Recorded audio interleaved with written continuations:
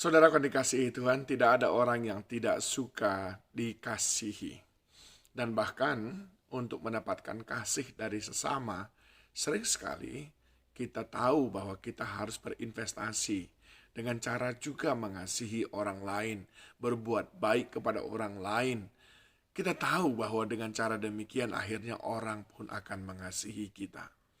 Tetapi hari ini, Yesus datang dengan sebuah statement yang menggelegar. Karena apa? Di dalam Yohanes 15 ayat yang ke-9, tanpa tedeng aling-aling, dia berkata, seperti Bapa telah mengasihi aku, demikianlah juga aku telah mengasihi kamu. Tinggallah di dalam kasihku itu. Saudara, dia Tuhan yang maha tahu. Dia tahu segalanya. Dia tahu kita tidak pantas untuk dikasihi. Dia tahu kita penuh dengan pelanggaran. Dia tahu kita penuh dengan kenajisan. Tetapi tanpa bertanya, tanpa babi bu akan semua itu, dia langsung berkata, aku telah mengasihi engkau seperti Bapa telah mengasihi aku. Kita belum berbuat apa-apa kepadanya, tapi dia sudah berkata, I love you. Kita belum ada ngapa-ngapain dengan dia. Belum ada memberikan persembahan. Bahkan belum memuji dia. Tapi dia sudah berkata, I love you. Aku mengasihi engkau. Aku telah mengasihi engkau. Saudaraku yang dikasihi Tuhan. Kasih seperti apa? Kasih seperti Bapa mengasihi Yesus Kristus. Saya membayangkan bagaimana kasih Bapa kepada anaknya. Tentu saja kasih yang sempurna. Tentu saja kasih yang tidak bersyarat. Tentu saja kasih yang sangat intim. Dan tentu saja kasih yang abadi. Maka kasih yang sempurna, kasih yang tidak bersyarat, kasih yang sangat intim, kasih yang abadi, itu pula yang Yesus berikan kepada kita tanpa memandang rupa, tanpa memandang siapa kita. Itu sebabnya dia berkata, karena begitu besar kasih Allah akan dunia ini. Kasih selalu menjadi alasan mengapa Yesus datang dalam hidup kita. Dan kasih selalu menjadi alasan mengapa dia mau mengorbankan segala sesuatu. Dan kasih selalu menjadi alasan mengapa dia datang mendekat kepada kita. Ketika kita masih belum bahkan mengenal dia. Ketika kita masih bergelimang dengan dosa. Nah, saudaraku yang dikasihi Tuhan.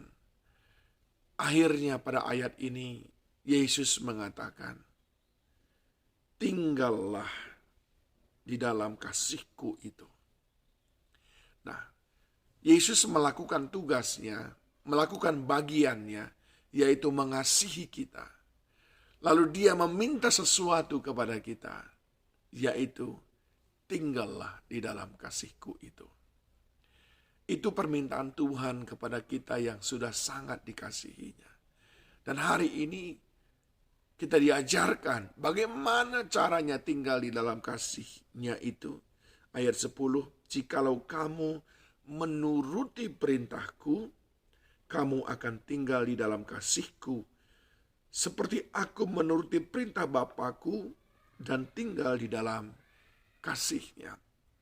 Kita sudah tahu, Taman Getsemane adalah taman yang sangat mengerikan bagi Yesus Kristus. Bahkan dia hampir-hampir menyerah dan berkata, sekiranya cawan ini dapat berlalu daripadaku. Namun selanjutnya dia berkata, bukan kehendakku, melainkan kehendakmu. Di sana dia menunjukkan ketaatan yang luar biasa kepada perintah Allah. Sebab perintah Allah adalah engkau harus menyelamatkan manusia dengan mencurahkan darahmu. Itu kepada perintah Bapa kepadanya. Dan dia taat menuruti perintah Bapa di surga. Itu pula yang Yesus inginkan. Supaya ada pada kita. Kita menuruti perintahnya. Kita mengikuti firman-Nya. Di dalam hal ketaatan, dalam hal kekudusan, dalam hal memegang teguh iman percaya, dalam hal menjaga pengharapan, dalam hal mengasihi satu dengan yang lain. Di sana Allah ingin supaya kita menuruti teladan Yesus Kristus. Maka dengan demikian kita tetap tinggal di dalam kasih Tuhan. Pertama, dia terlebih dahulu mengasihi kita. Yang kedua, dia mau melanjutkan kasihnya itu untuk selama-lamanya. Sebab kasih yang dia berikan adalah kasih yang kekal. Namun dia meminta kepada kita cara untuk tinggal dalam kasihnya itu, yaitu menuruti perintahnya. Kiranya firman ini boleh menolong kita semuanya semakin hari, semakin tinggal di dalam kasih Kristus melalui ketaatan kita mengikuti perintahnya. Tuhan Yesus memberkati.